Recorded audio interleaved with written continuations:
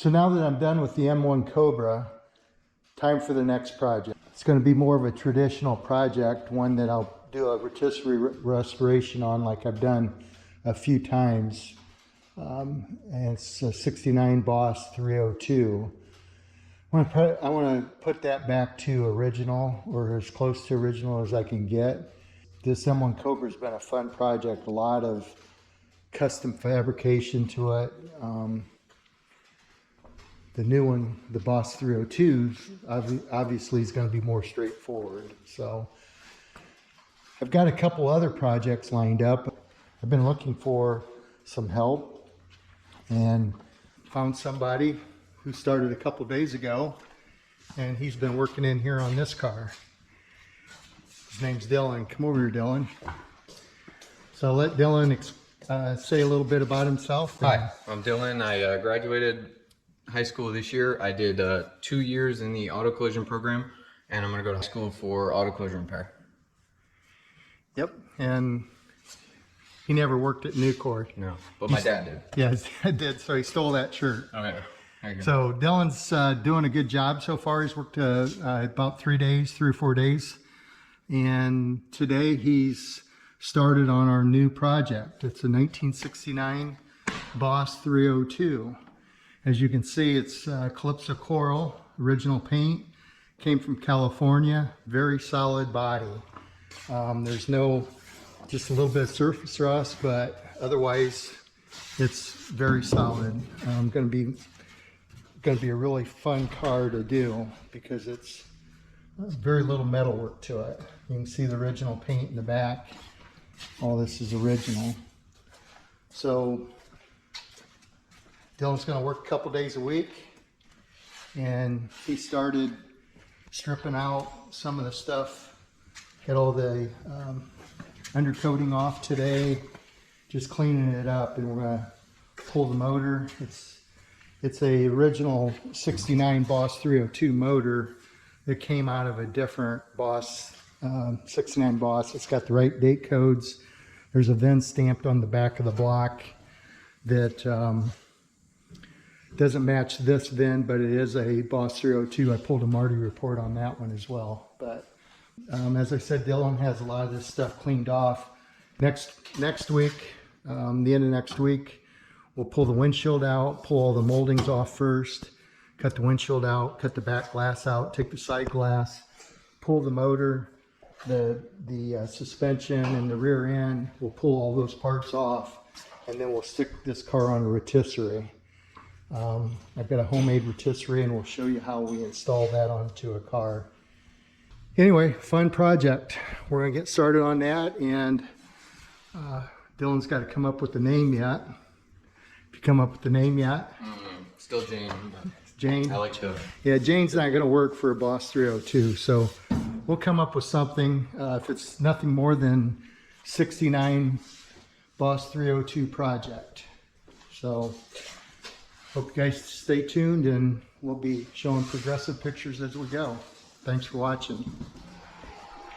Okay, so we've got the car on the rotisserie, and this is a homemade rotisserie that I had made. Probably did 5 or 6 cars on it so far, and it's just an engine hoist, basically 2 engine hoists, one in the front, one in the rear, that I modified. So this is the center part that goes up and down on a normal engine hoist, and I cut off and made this piece, and it's bolted and welded here. This obviously adjusts up and down, put a brace on here, it all folds up. And then the part that goes on the car, I've made this so this all comes apart, and it bolts in where the springs bolt on the front, and then in the back as well. It's bolted up there. A lot of guys will bolt it here. I don't like to do that. I like to have it on 2 points in the back, just like it's sitting on the springs or the standard suspension. This piece here I made, and I used 1 1/4 inch all thread that my buddy Dan gave me several years ago. and it's got a couple nuts on here, so it threads in and out here and adjusts up and down. And I've got 2 foot of adjustment up and down, and that gets me the center point, the pivot point of the car, so I can balance it out, lift it up and down, get it somewhat centered, and then it will turn and stay at whatever angle you want it to, so you can work on it. And if I add a panel to it, like a door or a trunk deck or any other parts to it, it will throw off the weight. So all I have to do is adjust this up and down again and get it balanced out. Works really good. Also made this, and basically it's a 2-inch square tubing that slides through here. It's got 2 set bolts here, and then the rest of it slides through a round pipe. And so that round pipe will slide, this will slide back and forth on that as well to adjust it, so I can get the center location here, and the pivot balances everything out. I use the round pipe here because when I elevate one side, the front or the back, I wanted this to pivot so it doesn't bind up. So I can lift this up and this will just slowly pivot in there. Dylan and I got the suspension removed from the front. Got the rear axle and suspension off. We took the windshield out, back glass out, all the steering components, motor, dash, lots of parts. It's down to the bare chassis now. Dylan's been working, scraped all the undercoating off, got the bottom of it, wheel wells up in here. It's all pretty clean. He's not though. No. He's dirty. I'm working though. Been working. So as you can see, the body and chassis of this thing is really solid. Here's the front, and so we bolted 2 places here where the bumper bolts onto, and again this is kind of made the same as the rear. So you got your adjustments up and down here, get the center point. This will go up and down. I've got set bolts in here. Everything's got bolts, set bolts, so you can anchor it when you get in the proper position. I didn't show the back here, the way we mount that. There's a crossbar that goes across here, and it's bolted into the leaf springs at the front. At the rear it goes up, and so that makes it nice and solid. I don't like to hang it on the bumper back here. Some guys will do that, but so anyway,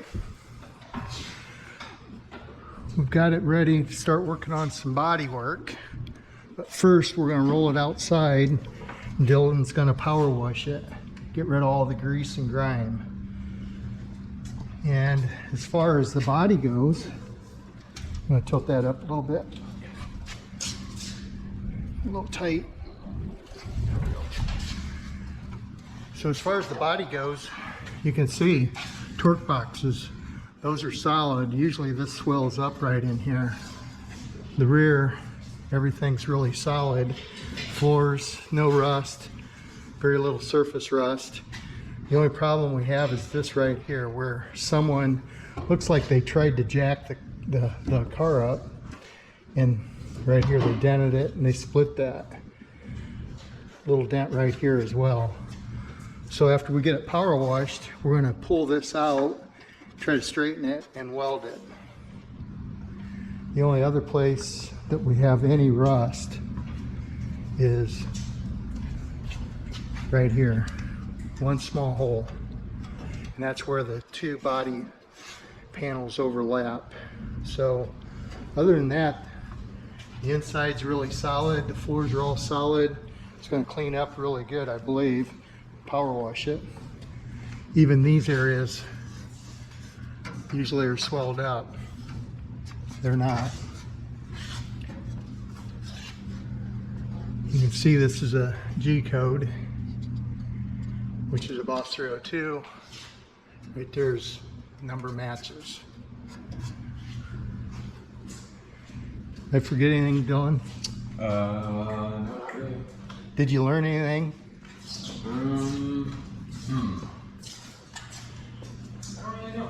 I don't know what I can take away from today. Yeah, well, since we've started, you've learned how to pull the windshield out using a wire. Because these are glued in. The back one, you know how to take the trim off now, right? Yeah, that too. The back one, you know how to take the trim out. Those are back glass is put in with rubber. And look how clean that is. Usually these spots right here hold water and they rust on these cars. No rust in there. You learned that, didn't you? So you did learn a few things. Yeah, same with like in here. What's that? Like in here or down here, Yeah. I guess. Where this would cover. Yep. So now we're going to push it outside, get the power washer going, and scrub away.